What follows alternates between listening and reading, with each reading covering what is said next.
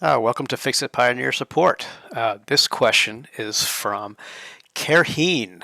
I know a main bus is not ideal in this game, but is it viable to have a main bus with trains bringing resources from across the map for large-scale production? Or is it better to build smaller, local hubs and combine them later? This is honestly more of a stylistic choice. I've done it many different ways. I will say my preference for I would say for like a first gameplay, kind of run through is to build things locally and then use different transportation systems to bring them to a central area. Because otherwise, you kind of get into this situation where if you're literally bringing just raw materials to one central area for sort of like a mega base, you can see it gets very, very complicated very, very quickly. In this save, as an example, this is the main bus. I'll show you what it looks like down here. It's not even done yet. But yeah, it gets very complicated, but you have everything in one place. It's easy to sort of like walk around in your factory and basically make everything work. You don't have to, move around a lot. But as you can see, the complexity increases very, very quickly.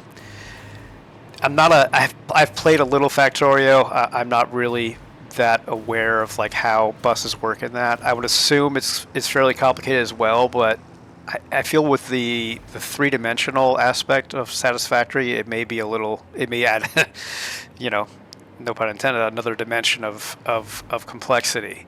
But let me show you another factory that I think will kind of illustrate probably an ideal way to start out your first factory.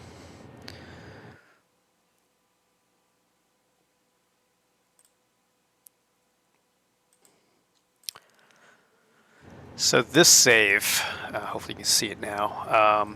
This save here is the other way you were talking about, basically having all things produced locally and then kind of trained in. You can see I have a train network back there.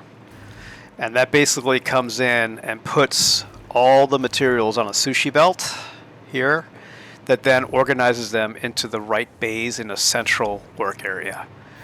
This is I really like this approach because you don't have all the clutter of all the machinery here that you need to build everything, but everything is still accessible. And I think it's a lot easier as a beginner to do this approach because you're not going to run out of space. that becomes very much an issue later on. But yeah, so I mean that in and of itself is great because you can use the entire map to your advantage. The only disadvantage is you have to create a very large rail network potentially, unless you're going to be the network running around gathering things.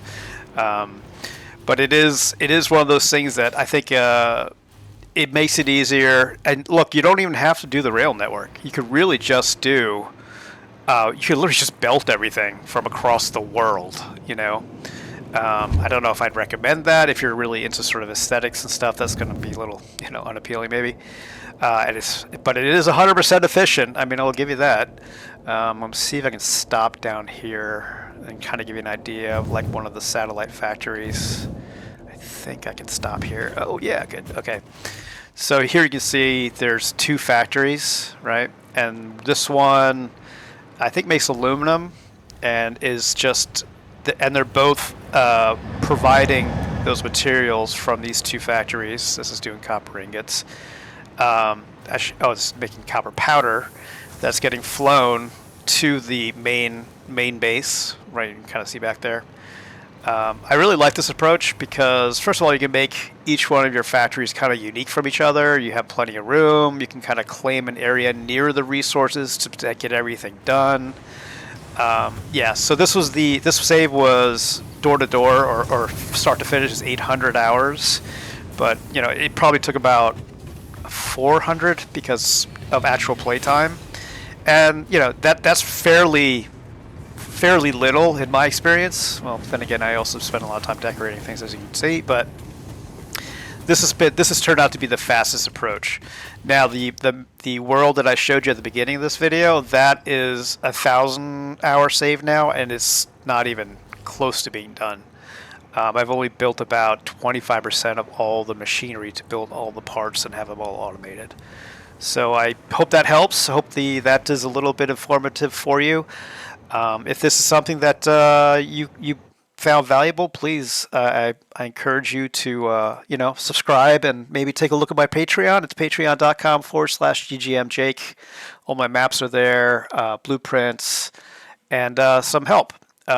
Till next time, have a great one.